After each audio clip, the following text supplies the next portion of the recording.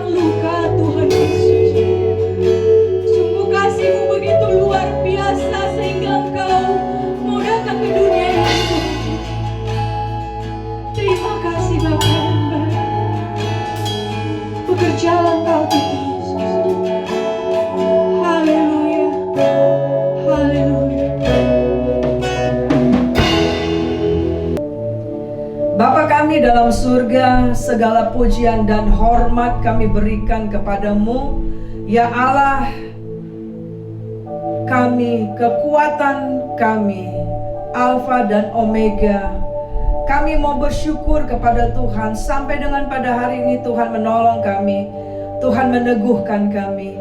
Oleh perlindungan kuasa darah Yesus, oleh penghiburan dan pertolongan daripada Roh Kudus, kami bisa hidup sampai dengan pada hari ini. Kami bersyukur buat setiap nafas kehidupan, kami bersyukur setiap hari-hari yang boleh kami lalui. Bahkan kesempatan pada hari ini kami boleh menikmati firman Allah, kami boleh menikmati puji-pujian pada hari ini. Berkatilah firman-Mu, kami mohon Roh Kudus akan menjamah setiap hati, setiap orang yang mendengar pada hari ini. Dari bait-Mu yang kudus, firman Allah akan diberitakan. Terpujilah nama-Mu, kekal kuasa-Mu. Dalam nama Tuhan Yesus, Allah yang perkasa, Allah yang ajaib, kami telah berdoa. Haleluya. Amin. Saudara yang terkasih di dalam nama Tuhan Yesus, pada hari ini firman Tuhan akan kita bahas, diambil dari kitab Ulangan pasal yang ke-8 ayat 1 sampai dengan ayat yang ke-20. Ulangan pasal 8 mulai dari ayat 1 sampai dengan ayat 20. Tetapi saya tidak akan membacakan bagi kita pada pagi hari ini, dengan harapan saudara selesai dengar khotbah ini atau sementara saudara dengar khotbah ini, saudara akan membuka firman Allah, Alkitab saudara, sambil mendengarkan firman Allah supaya saudara mengerti. Haleluya. Bapak Ibu saudara yang terkasih di dalam nama Yesus, tema firman Tuhan adalah pilihan hidup di padang gurun. Ya. Sekali lagi saya sampaikan saudara, Roh Kuduslah yang memimpin kita untuk mendengarkan tema ini. Kenapa saudara? Saya sebutkan kepada anak saya bahwa saya sudah selesai menyelesaikan satu khotbah untuk minggu ini sebenarnya, tapi temanya berbeda saudara ya. Tetapi saya tidak sejahtera dan Tuhan memimpin saya menyelesaikan ini bagi kita semua saudara. Dan temanya adalah pilihan hidup di padang gurun. Saya tahu ketika Tuhan berfirman, ketika Tuhan menuntun kita untuk mendengar firman ini, saya percaya ada orang-orang yang membutuhkan firman ini.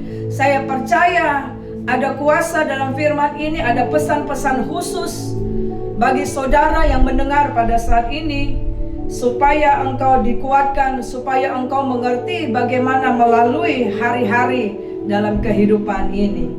Nah saudara yang terkasih, saya sebutkan tadi judulnya adalah pilihan hidup di padang gurun.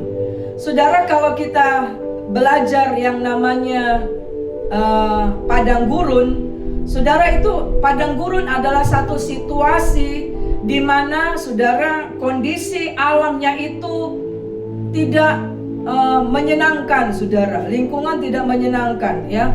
Tidak ada pohon-pohonan, tidak ada satu kehidupan di sana saudara.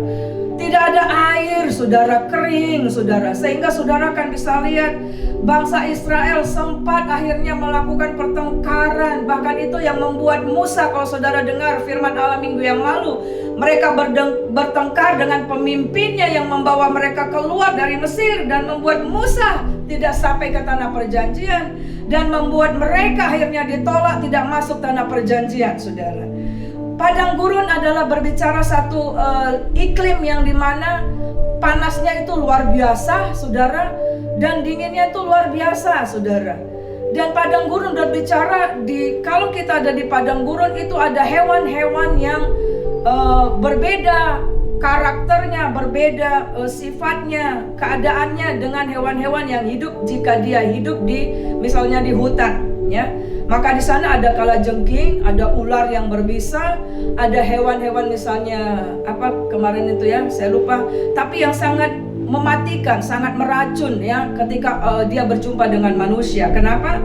Karena itu adalah daya tahan tubuhnya yang Tuhan ciptakan untuk dia dapat bertahan di padang gurun, saudara. Nah, padang gurun juga berbicara apa, saudara? Adalah dalam satu situasi di mana kita merasa bosan, saudara. Kita merasa bosan karena yang dilihat itu saja.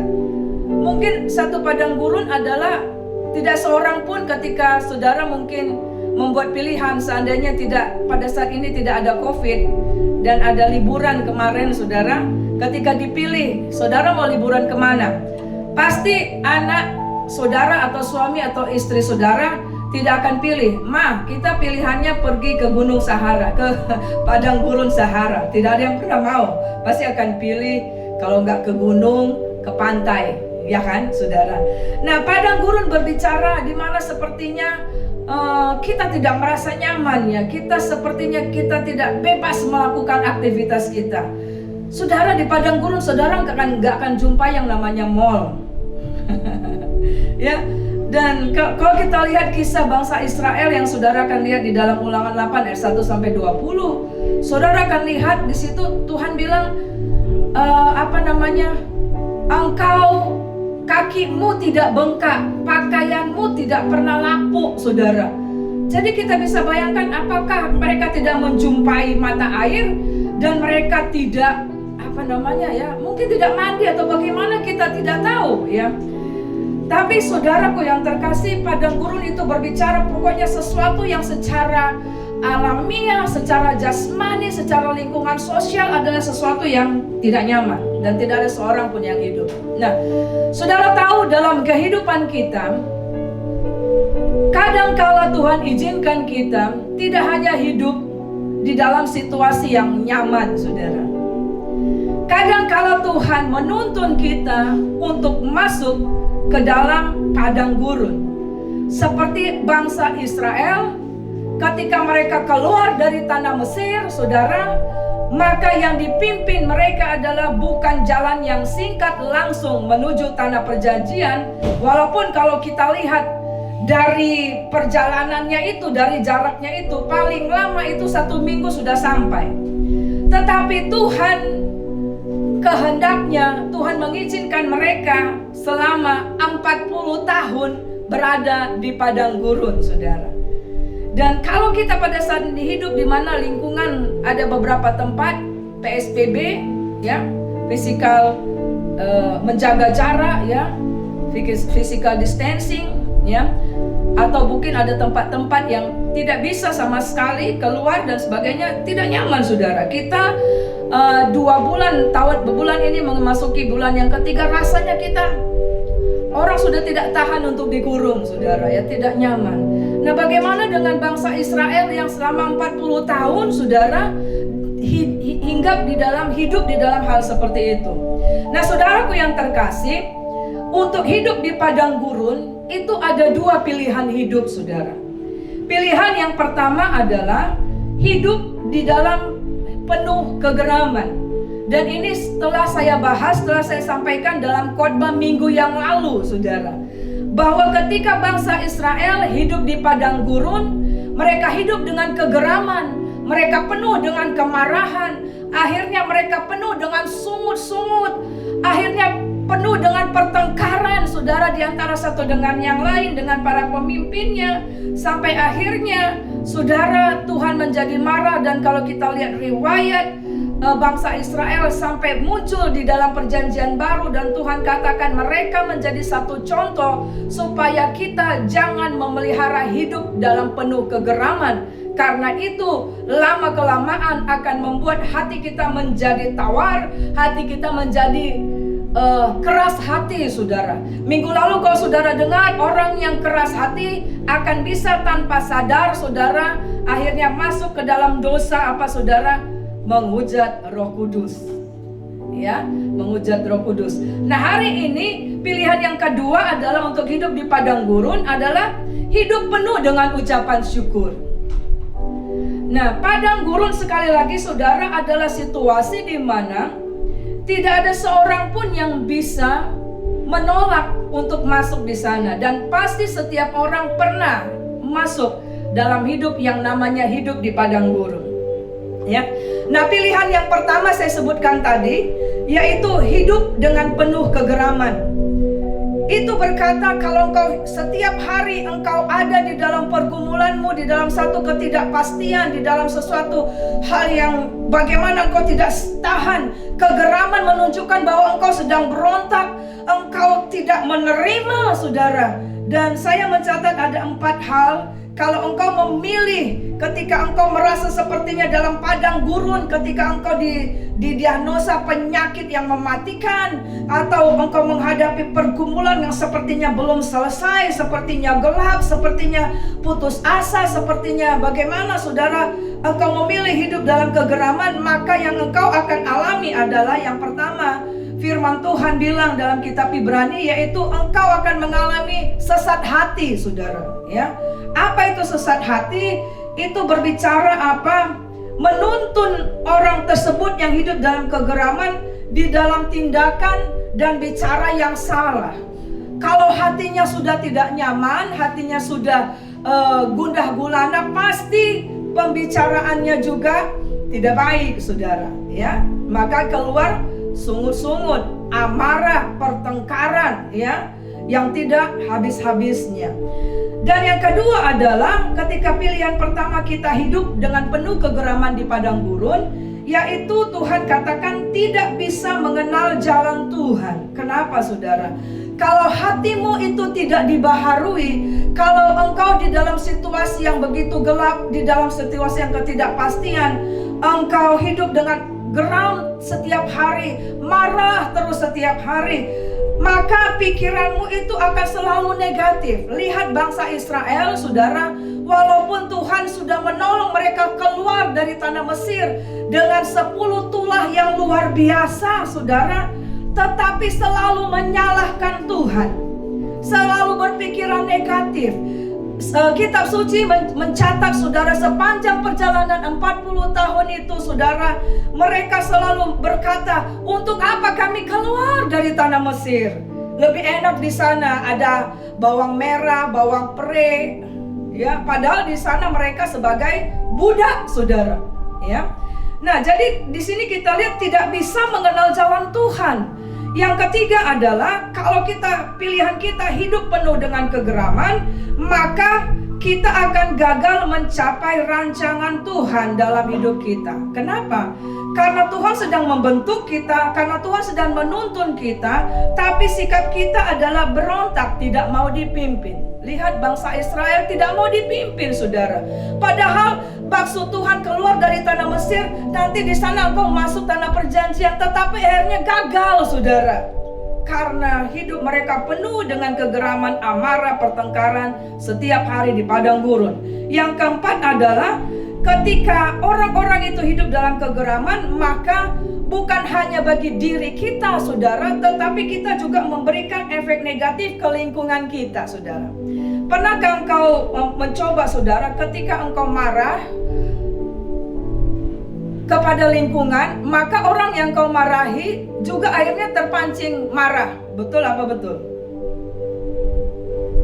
Tuh, ya, ada ilustrasi itu ketika ada seorang pria di kantornya, saudara, dimarahi dia sama bosnya, sampai di rumah akhirnya dia pendam, gak mungkin dia marah sama bosnya. Sampai di rumah dimarahinnya istrinya pun heran, ada apa ini, ya kan? Sampai di rumah, kemudian istrinya yang dijumpainya anaknya, maka anaknya juga dimarahinya, saudara.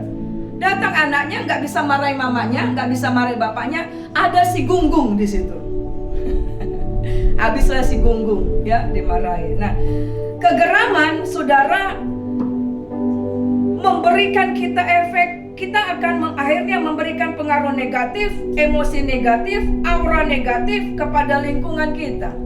Bahkan membuat orang lain terluka. Lihat, saudara, Musa yang disebutkan tadinya adalah orang yang lembut hatinya, dikatakan di muka bumi. Tetapi dalam kisah di Meriba dan Masa, saudara, mereka bertengkar luar biasa. Sampai akhirnya Musa pun jadi terpancing, saudara. Ingat ya, khotbah minggu lalu Tuhan hanya berkata, Musa, kamu cukup berfirman kepada batu karang ini supaya keluar air. Tetapi akhirnya aura emosi pemberontakan amarah dari bangsa Israel yang mau melempar dia dengan batu itu terpancing dia secara manusia, saudara, ya. Nah, sekarang kita lihat yang kedua, saudara. Pilihan kedua ketika kita hidup di dalam padang gurun, saudara, adalah hidup penuh bersyukur karena kebaikan Allah. Kalau engkau baca dalam kitab Ulangan pasal 8, saudara, judulnya itu adalah mengucap syukur atas kebaikan Allah, ya. Dan di dalamnya itu berbicara perjalanan bangsa Israel.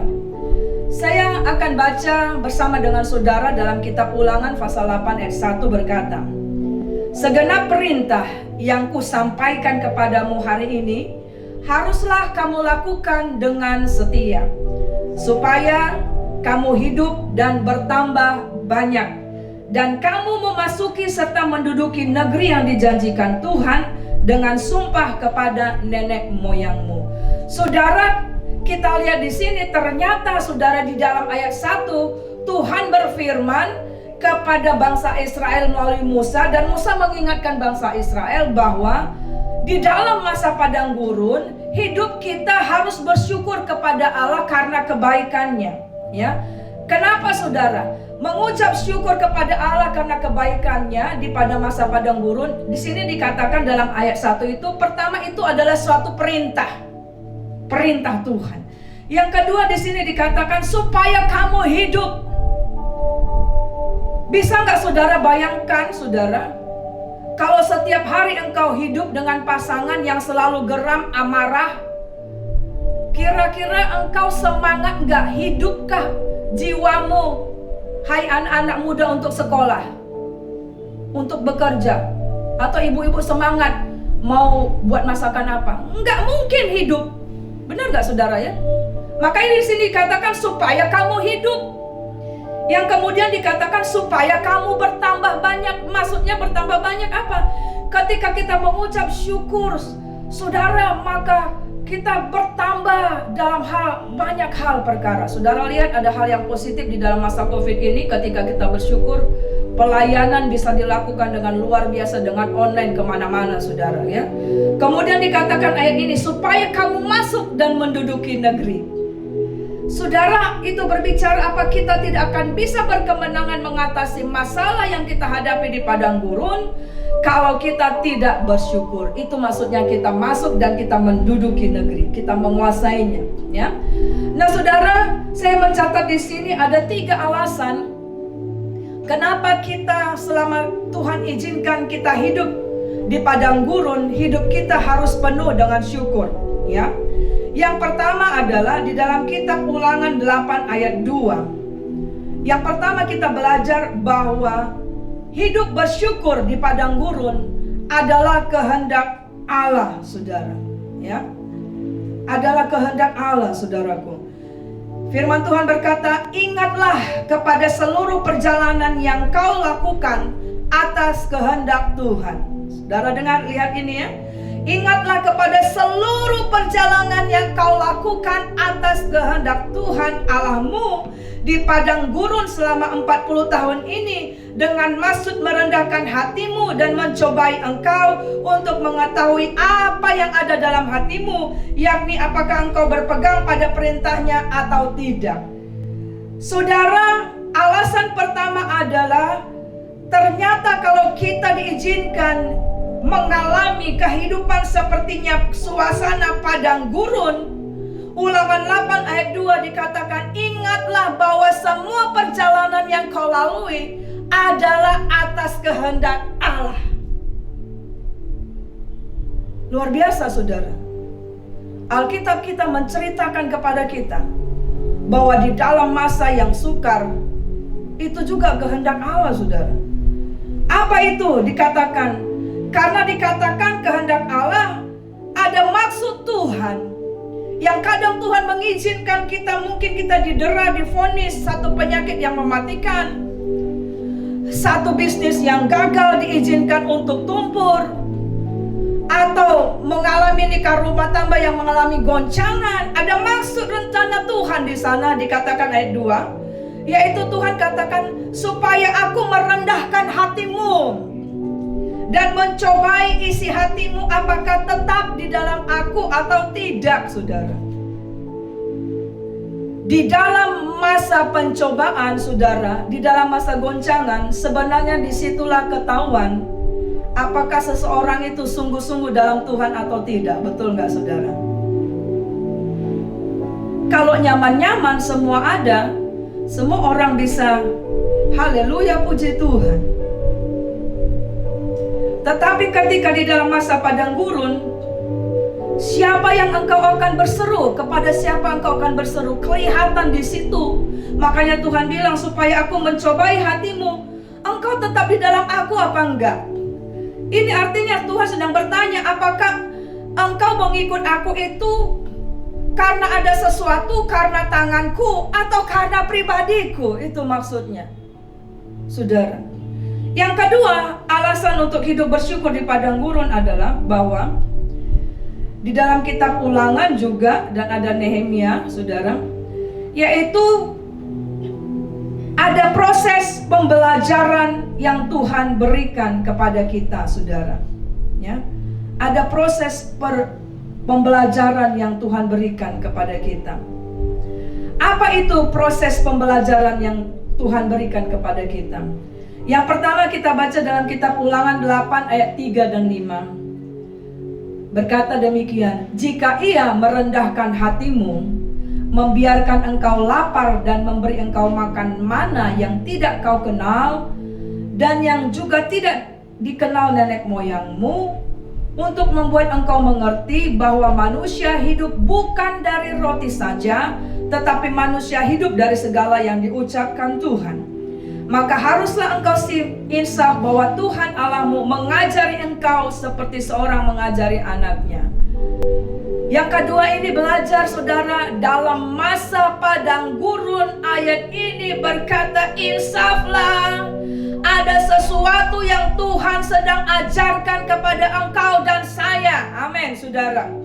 Ya, ada sesuatu. Apa itu, Ibu? Mungkin selama ini misalnya dalam nikah rumah tangga, kita kurang mengasihi suami.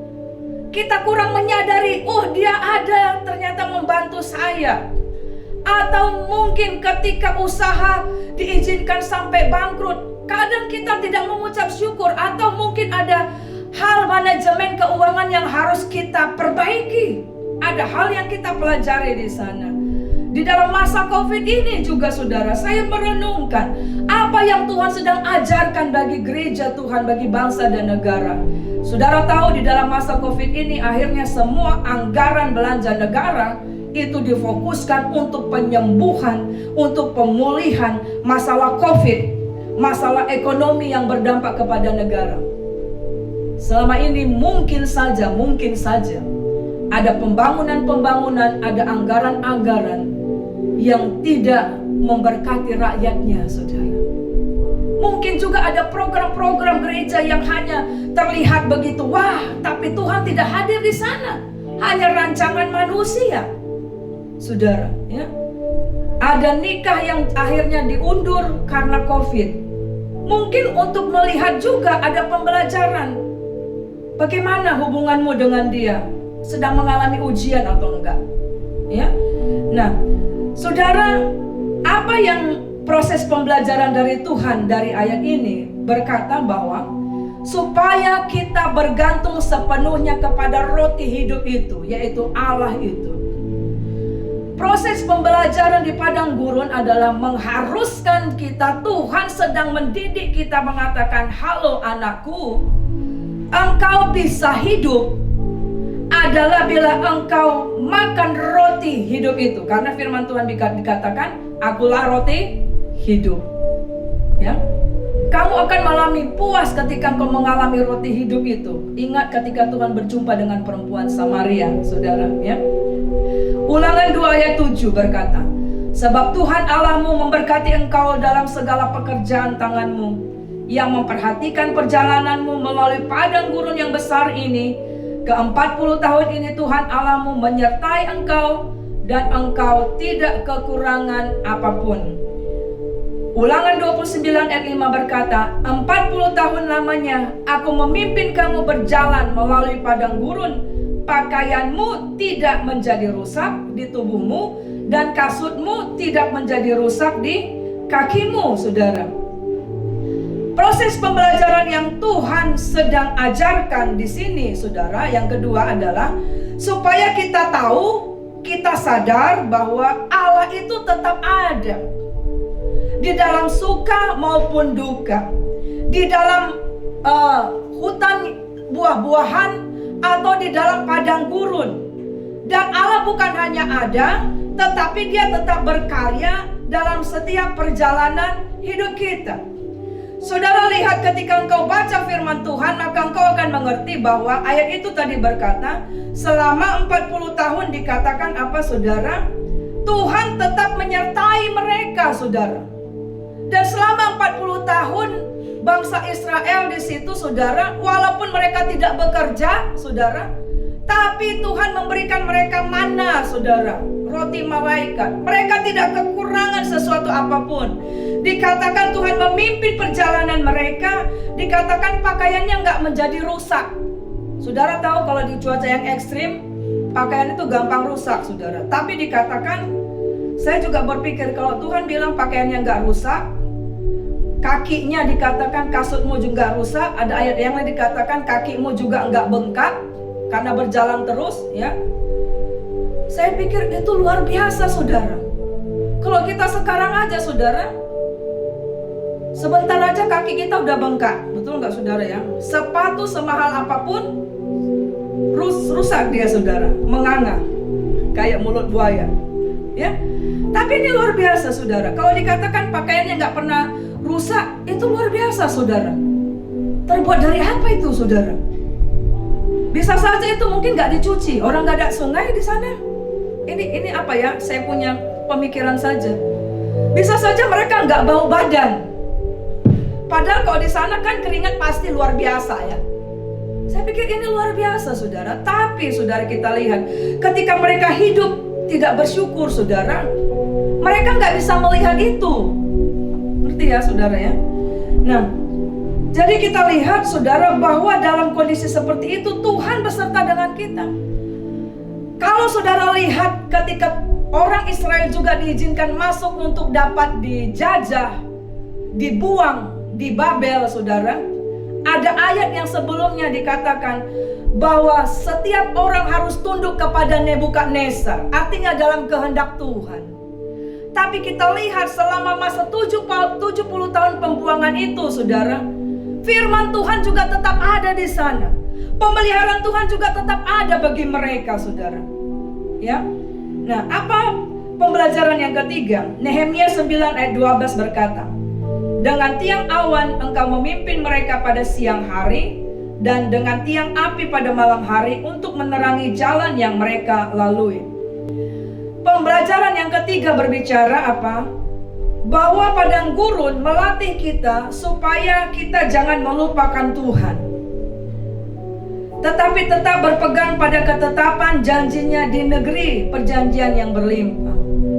Jadi bangsa Israel dipimpin keluar dari tanah Mesir, tapi sebelum sampai ke tanah perjanjian harus 40 tahun dulu di padang gurun. Supaya apa? Supaya mereka selama 40 tahun ini dilatih tidak melupakan Tuhan ketika nanti mereka hidup berkelimpahan, saudara. Ngerti, saudara, ya? Dan saudara ngerti ketika kita sedang kesulitan, mungkin harga 10.000 saja sepertinya sudah besar sekali. Maka ketika kita dalam kelimpahan, kita akan mengerti nilai uang itu. Betul nggak, saudara? Ketika Tuhan mengizinkan kita pernah lapar, saudara, maka ketika kita dalam kelimpahan, maka kita akan lihat, iya, gak enak ternyata lapar itu. Jadi itu diproses oleh Tuhan untuk kita tetap berpegang kepada Tuhan. Kemudian yang ketiga, 3 alasan tadi kenapa kita harus mengucap syukur di padang gurun. Yang ketiga adalah ini yang saya sebut, di dalam masa proses yang Tuhan izinkan, saudara, di ujungnya, saudara, selalu ada berkat yang menanti. Amin, saudara. Ada mujizat yang luar biasa akan menanti. Saudara pernah dengar gak kesaksian ketika orang didiagnosa mungkin suatu penyakit, atau ketika mengalami pergumulan? Ceritanya itu mula-mula apa, saudara? Waduh, mungkin dia cerita, aku gak bisa tidur, aku sepertinya, waduh, seperti neraka, aku seperti gak tahu buat apa-apa. Tapi ujungnya selalu dia bilang apa, saudara? Haleluya, puji Tuhan. Nah, untuk menyatakan haleluya, puji Tuhan, ada proses, saudara. Semakin besar persoalan yang engkau lalui, ingatlah, semakin besar berkat itu menanti. Siapa mau berkat yang besar? Angkat tangan. Berarti engkau harus siap ujian yang besar. Amin. Ya, gak bisa menolak, saudara. Ya, gak bisa menolak, saudara. Nah, apa itu berkat yang menanti itu? Tuhan katakan, nanti engkau akan masuk di dalam suatu negeri yang baik lingkungannya. Beda seperti suatu situasi padang gurun. Maka di negeri perjanjian itu, maka engkau akan lihat buah-buahannya, airnya, sungainya, gunungnya, lingkungan yang baik, saudara. Ya, suatu negeri di mana engkau akan makan roti tidak berhemat. Jadi waktu di padang gurun mereka harus ngambil, Tuhan katakan setiap hari turun roti dari surga, namanya mana. Setiap hari engkau harus belajar ambil secukupnya. Itu untuk mengajar nanti di negeri yang limpah. Kalau engkau nanti dalam situasi semua berlimpah, engkau tidak menjadi rakus. Begitu, betul gak, saudara ya? Enggak membuang-buang makanan itu. Berkat yang menanti itu adalah dikatakan supaya engkau diberikan kekuatan untuk memperoleh kekayaan, yaitu diberikan keteguhan hati untuk berada di negeri yang baik itu, saudara. Ya, saya akan baca di dalam kitab Ulangan 8 ayat 7 sampai 10. Sebab Tuhan Allahmu membawa engkau masuk ke dalam negeri yang baik, suatu negeri dengan sungai, mata air dan danau yang keluar dari lembah-lembah dan gunung-gunung. Suatu negeri dengan gandum dan jelainya, dengan pohon anggur, pohon ara, dan pohon delimanya. Suatu negeri dengan pohon zaitun dan madunya. Suatu negeri di mana engkau akan makan roti dengan tidak usah berhemat, di mana engkau tidak akan kekurangan apapun. Suatu negeri yang batunya mengandung besi, dan dari gunungnya akan kau gali tembaga. Dan engkau akan makan dan akan kenyang, maka engkau akan memuji Tuhan Allahmu karena negeri yang baik yang diberikannya itu kepadamu. Saudara, lihat, saudara, dari gunung aja keluar tembaga, saudara. Lihat, dari batu saja keluar besi, saudara. Ya, Ulangan 8, 16 sampai 18 berkata, dan yang di padang gurun memberi engkau makan mana yang tidak dikenal oleh nenek moyangmu, supaya direndahkannya hatimu dan dicobainya engkau hanya untuk berbuat baik kepadamu akhirnya. Lihat di sini, padang gurun itu dilaksanakan, dikatakan di sini hanya untuk berbuat baik kepadamu pada akhirnya, saudara. Maka janganlah engkau katakan dalam hatimu, kekuasaanku dan kekuatanku, tangankulah yang membuat aku memperoleh kekayaan ini. Tetapi haruslah engkau ingat kepada Tuhan Allahmu, sebab dialah yang memberikan kepadamu kekuatan untuk memperoleh kekayaan, dengan maksud meneguhkan perjanjian yang diikrarkannya dengan sumpah kepada nenek moyangmu seperti sekarang ini. Saudara, lihat di sini, saudara, bahwa ketika dalam ketiadaan dan mereka masuk dalam negeri perjanjian, akhirnya mereka akan tahu bahwa semuanya itu kuperoleh bukan karena kekuatanku, bukan karena keberadaanku. Ya, nah, itu, saudara, 3 alasan kenapa kita harus mengucap syukur di padang gurun, saudara. Saudara yang terkasih dalam nama Yesus, dari apa yang sudah engkau dengar, maka pilihan yang terbaik adalah tidak ada yang lain, adalah mengucap syukur di tengah Tuhan izinkan kita hidup di dalam padang gurun. Ada kuasa dalam mengucap syukur di padang gurun, saudara. Apa itu, saudara? Yang pertama di dalam 1 Tesalonika 5:18 berkata, mengucap syukurlah dalam segala hal, sebab itulah yang dikehendaki Allah di dalam Kristus Yesus bagi kamu. Yang pertama kita belajar di sini, saudara, kita harus tahu bahwa ada kuasa mengucap syukur karena yang pertama itu adalah kehendak Allah. Jadi kalau itu adalah kehendak Allah bagi kita, saudara, pasti kita akan mendapat pertolongan dan perlindungan Tuhan dan pembelaan Tuhan. Walaupun sepertinya kelam, sepertinya tidak pasti, sepertinya kita takut, sepertinya kita penuh dengan intimidasi atau apa saja. Tapi karena kita tahu mengucap syukur adalah kehendak Tuhan, pasti ada pembelaan Tuhan, pasti ada pertolongan Tuhan, pasti ada anugerah Tuhan di sana. Ada tiang awannya, ada tiang apinya yang menyertai engkau dan saya. Nah, kalau kita tahu itu adalah kehendak Tuhan, itu akan membawa kita akan bersuka cita, tidak bersungut-sungut, saudara. Kenapa, saudara? Karena kalau orang mengucap syukur, pasti hatinya akan penuh dengan sukacita. Kenapa bisa bersuka cita? Karena kita tahu itu kehendak Allah, dan kita tahu firman Tuhan juga di dalam kitab Yeremia dikatakan bahwa rancanganku adalah rancangan damai sejahtera, bukan rancangan kecelakaan. Lihat itu, Tuhan katakan tadi, aku mengadakan engkau masuk di dalam padang gurun, itu adalah untuk akhirnya ada kebaikanmu. Ya. Nah, kemudian yang kedua, ada kuasa mengucap syukur ketika kita memilih mengucap syukur di padang gurun. Kolose 4 ayat 2 berkata, bertekunlah dalam doa dan dalam pada itu berjaga-jagalah sambil mengucap syukur, saudara. Kita lihat di sini ternyata mengucap syukur itu akan mendorong kita untuk suka berdoa, saudara.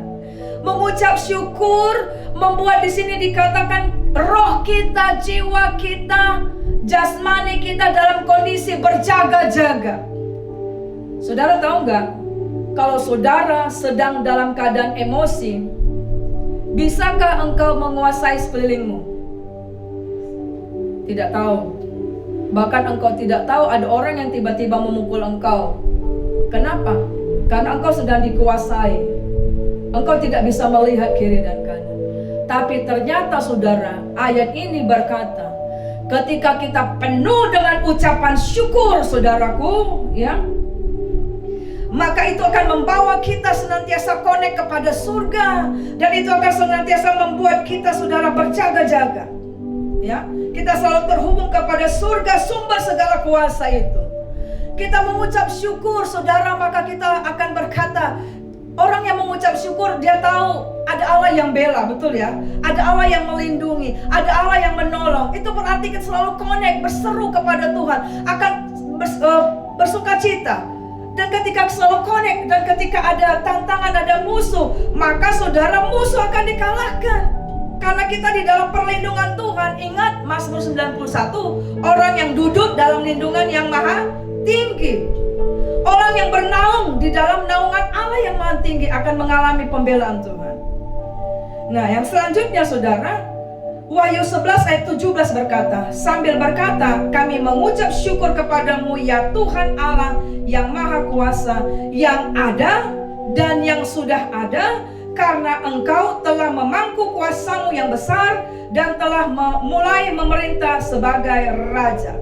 Mengucap syukur itu adalah sikap seseorang untuk mengakui otoritas dan kedaulatan Allah, saudara, dalam hidupnya. Nah, kalau kita mengucap syukur, kita tahu ada otoritas Allah dalam hidup kita, ada kedaulatan Tuhan Allah dalam hidup kita, saudara, maka itu akan membuat kita bisa hidup berdamai dengan diri kita sendiri. Kalau kita tahu ada Tuhan yang mengontrol segala sesuatu, kita bisa berdamai dengan diri kita, betul nggak, saudara? Kita bisa tentram. Karena kita tahu ada Tuhan yang campur tangan di situ. Ada pasukan malaikat yang Tuhan kirimkan. Dan kalau kita bisa berdamai dengan diri kita, kita juga bisa berdamai dengan orang lain dan lingkungan kita, saudara. Dan akhirnya itu kalau kita tahu ada otoritas dan kedaulatan Tuhan, maka damai sejahtera Tuhan turun atas engkau dan saya. Makanya ada firman Tuhan dikatakan, damai sejahtera Allah yang melampaui akal dan pikiran. Dan di dalam masa begitu, walaupun kita di dalam masa padang gurun, maka hidup kita bisa berdampak. Saudara, ketika dalam mempersiapkan khotbah ini, saya sedang mengkonseling dan berdoa beberapa orang yang sedang diagnosa dengan kanker, saudara. Salah satunya adalah teman saya waktu SD. Teman saya waktu SD, saudara. Ya, jadi ketika saya bertelepon sama dia, saya tahu dia sakit dari grup, ya. Saya berdoa, saya dapat dia dan saya bersuka cita. Kenapa, saudara? Dia penuh dengan optimis, saudara, dengan damai sejahtera, dengan sukacita. Saya katakan, kapan engkau didiagnosa oleh dokter? 2017 saya didiagnosa bahwa saya kena kanker rahim.